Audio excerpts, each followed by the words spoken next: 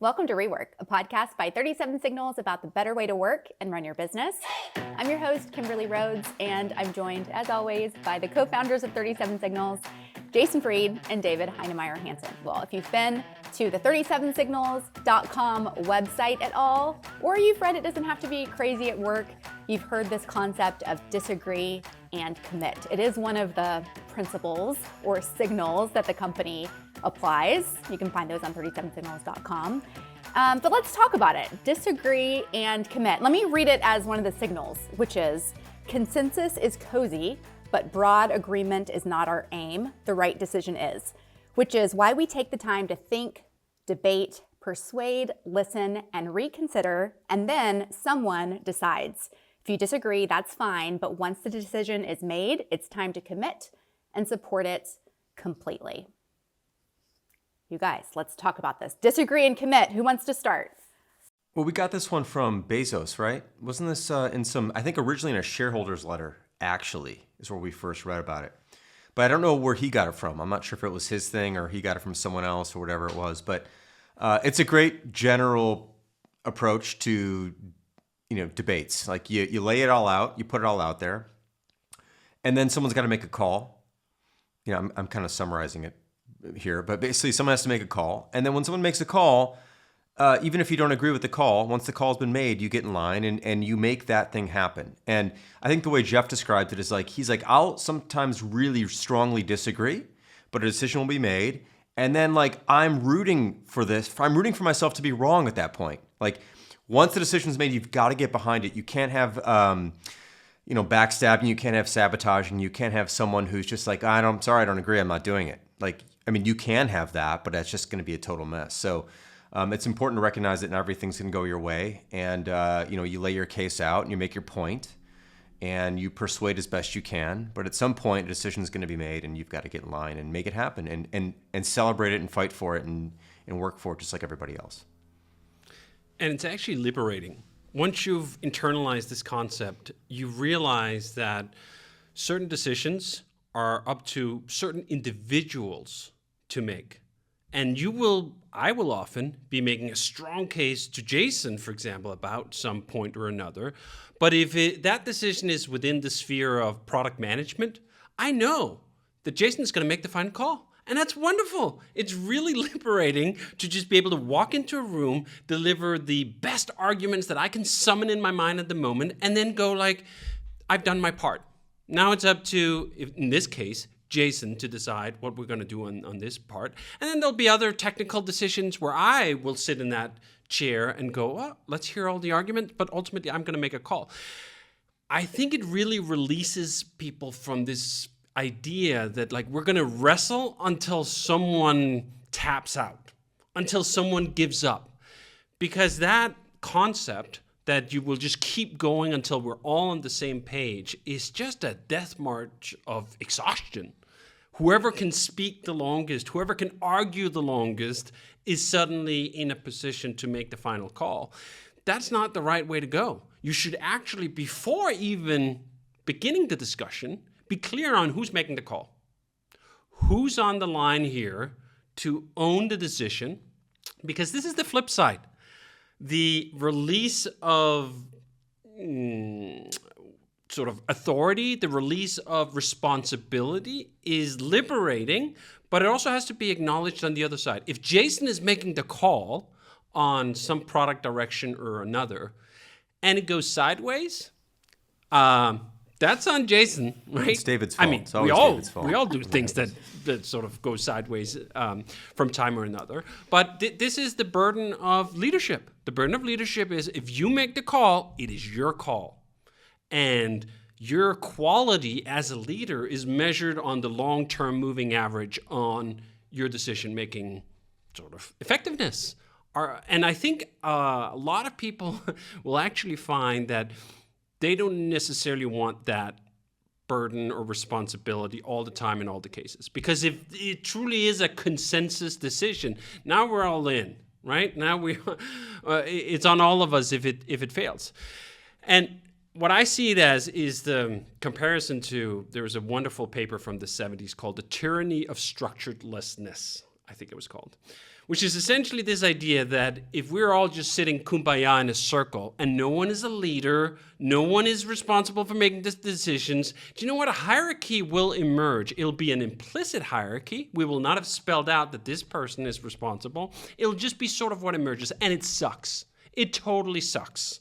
What is far nicer is to have an explicit hierarchy, have an explicit person who has to make the call and who has to make the decision. And disagree and commit really gets the best of both of those things. There's a person who's in charge. That person will listen to everyone who has a opportunity or a seat at the table to influence that decision. But then once we go like, all right, this is the way we go, awesome, let's rock. A final point here. We had this exact case with an idea that Jason had for pricing called 3 Free, which we ran a year ago or a little over a year ago. We started this, where Jason wanted to give Basecamp away for up to 3 users for up to a year. I thought that sounded like a terrible idea. I thought it sounded very risky, like you were not going to know until a year later whether it was going to work or not. I could totally see why you would pursue that decision. Hey, more people are going to sign up. There's going to be sort of excitement. But, oh man, giving the product away for a year, that seemed highly, highly risky. But Jason made the call that this is what we're going to do. We did it. And I was all like, all right, let's bang the drums. Let's get people excited about it. Let's get the maximum out of this. And then, of course, the results come in like a year plus later, and like it worked. I was like, awesome. Fantastic. Love being wrong. Love being wrong about those kinds of things. You disagree and commit on something like that, and then the business prospers because you were wrong. And this decision made move forward. So, yeah. Well, that's perfect, because I was going to ask you for a real world example where you guys have disagreed and commit. So that is great. I am curious about the 37 Signals philosophy of being a manager of one and how that kind of goes along with this. Because what I've seen that I think is interesting in this environment that I haven't seen in other places, because employees have so much autonomy and kind of power over their own work, a lot of times I'm seeing, like even on the designer side, someone might say, oh, have you tried this? Or I might like it better if you did this. And really the designer is the one who goes, yeah, no, this is what I'm going to do. Or they're really able to take control of their own work. I don't know if that's intentional or just an observation that I've had, but I'm curious about how that looks in terms of the manager of one kind of philosophy. Yeah, I think we want as many people to make their own decisions as possible about their own work. There are decisions that are higher up that are more directional organizationally, like what new product are we making? Everyone can't just decide to make a new product like all the time, right? So that kind of stuff, big picture, that's my responsibility, David's responsibility, Elaine's responsibility, other people's responsibility, depending on what the decision is. But as far as the actual work goes, we'd like more people to make their own decisions. Now, that's not to say that if we see something that we think is way off base or just something that wasn't considered or something we think is like, let's say, too complicated for what it's doing or too much work's being put in to solve something that should be simpler, like we're going to speak up and say that. And look, the truth is there is an override here. I mean, like we can override decisions, obviously. That's just the hierarchy. That's how it goes. But that's not the aim. I don't want to do that. I don't think that's a good record for the company to have a bunch of things overridden. Like at some point, then people stop making their own mind up. They go, well, he's going to override anyway. What the hell does it matter? Or like, he'll make the call anyway. What does it matter? You don't want that. That's helplessness. That's learned helplessness. That's giving up. That's giving in. That's just not really what we want here. So in fact, I've become, this is something I've changed on over the years because I used to be a little bit more like, I want to look at everything before it ships, like everything before it ships and give my point of view, you know? And I look at most things before they ship, depending on the criticality of them. But many things I just sort of trust the people and it's going to be good. And sometimes it's not as good as I would have liked it. And other times it's way better than I would have made it. You know, at the end of the day, I don't want there to have to be a line out the door where everyone has to like run their decisions by me before anything happens. That's a bottleneck. That's not healthy. It's not good. So that's at least my point of view on that approach. I was about to say struggled with it. I don't think that's the right word because I think it is a continuum. I've been sort of swinging around it. How do you at one point deal with the fact that in my case, anything technical that goes out the door, like the buck stops here. Like whether I actually sign off on it or not, it's still my responsibility if it's not right. So try to encapsulate that in the sense of hold the line. Holding the line on quality, that we have a certain bar that we're aiming for. But at the same time, very receptive to the idea that Jason has, that if you just line people up and everything has to get that sign off, you're actually infantilizing people and you're robbing them of their own autonomy and power to make those decisions. And if you never let them make the decisions, how are they going to get better at it? So I've tried to pair that with a sense of, do you know what? Sometimes it's okay to backtrack. I don't review all the pull requests that go into the code base, but occasionally I will scan through it, and if I find something that's not right, materially not right, I will go, do you know what? That's not okay. We got to redo it. So you shipped it, it got merged, but we're still going to revisit it. We're still going to go back and we're still going to fix it. And it has to be both things at the same time to get the advantages of people making their own decisions, and not just people making their own decisions, but making the decisions as close to the work as possible. Someone who's spending 4 weeks developing this feature and really is in it, they have a lot of context, a lot of knowledge about all the specific trade-offs. And sometimes I realize I walsh in and I don't have that context, and I go like, oh, this looks simple. It should be simple. And I try making it simple, and it's like, oh, this is why you made the decision it did, because it's not actually that simple. And if I'd been there for 4 weeks, I'd realize that. So you got to have that. And then you also got to have the ultimate responsibility for quality. That really, to me, is one of those things where we're not going to give there. Anything we ship has to be good.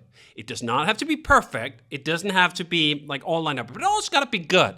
And especially when it comes to code, my bar is I want to actually smile when I look at this piece of code again in 3 years. In 3 years, when we go back to revisit this feature because we want to extend it or do something else, I should be able to look at that code and go like, yeah, nice, awesome, great. I'm looking forward to working with this. That's not the norm. The norm at most companies and most code bases is that when you go back and look at something that was written 3 years ago or 5 years ago, you go, it's a hassle. It's legacy. It's all those things. And why is it those things? Because people were inclined to cut corners at some point to get something out the door. And we're not going to do that.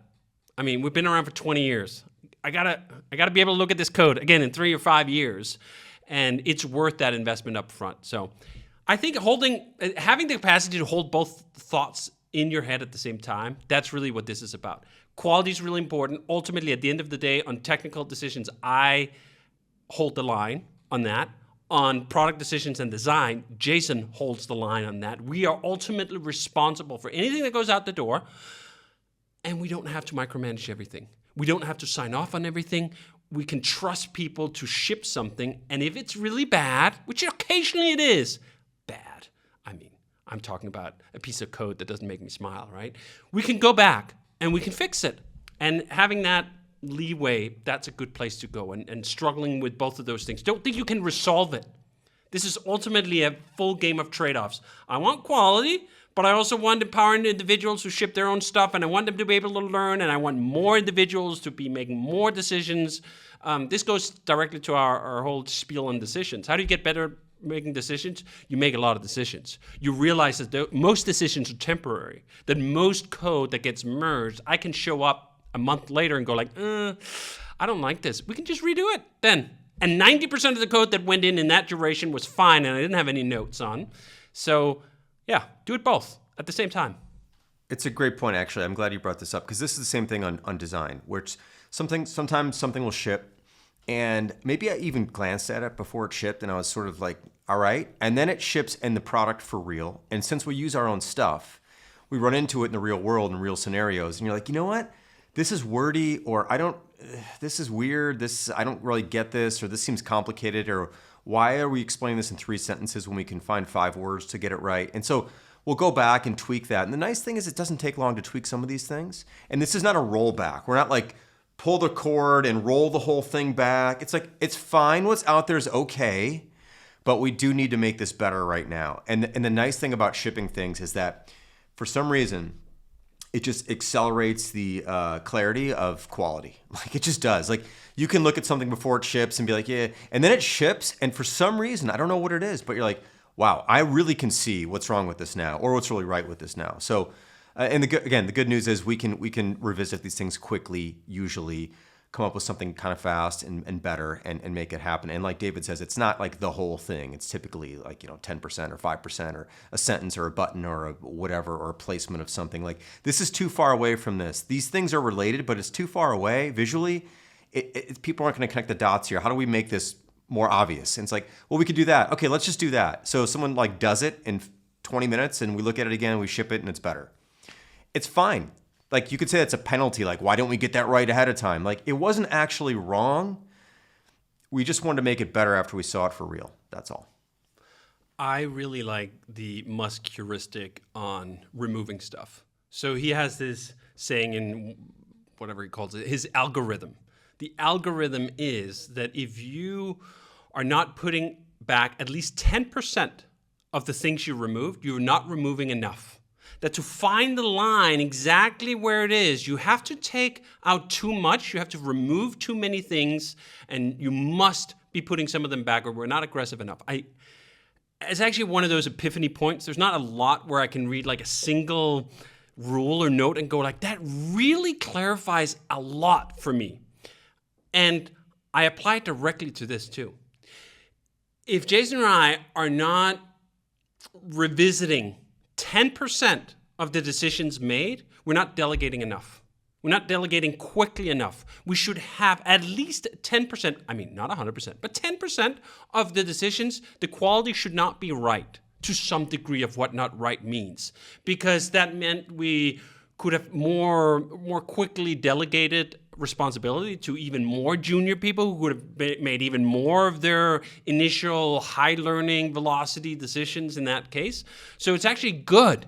It's a symbol of the quality of the structure, of the quality of the process, that we will get 10% of it wrong and that we have to go back and fix that after the fact. And I don't want that to go to zero. I think actually if you're not going back to revisit things, A, you're not shipping fast enough. B, you're not delegating decisions broadly enough. C, maybe you're not letting junior developers or designers be expansive enough in what they try to do. Because I see, too, this idea of progress in your career as Derek Sivers wrote in his wonderful essay, There Are No Speed Limits.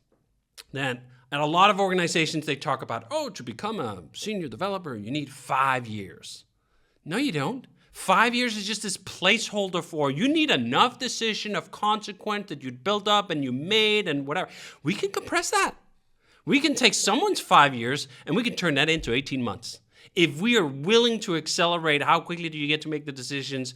How fast will we move you up the ladder of criticality if you're showing progress and promise and talent? And I've seen that with my own eyes with several people we've had at this company who come in quite junior, maybe actually junior, and in one case we even had an intern, and you just go, there are no speed limits, there are no speed limits, there are no speed limits. Let this person cook. Let them just go full bore. Let them get it wrong 10% of the time. Show up, show them where it's wrong. Let them learn as quickly as possible. That's how you take someone from an intern to a senior programmer in 3 years, which we did. Again, that requires some core ingredients to be in that soup. Not everyone is going to go from intern to senior programmer in 3 years, but you will never know whether they were capable of that unless you give them the autonomy, the freedom, the manager of oneness, the decisions, and the breadth to be wrong and for you to show up after the fact rather than before the fact. Okay, well, on that note, we've talked about delegating, and we did a podcast episode recently about hiring. So I'm curious about some of the qualities that you guys see in employees that fit kind of this bill of being capable of being grown and also knowing like this person is going to commit even if they don't agree necessarily. I'd say the answer to this comes from the work section of it. Like the finalists, they do some work, they do a sample project, and you have a conversation.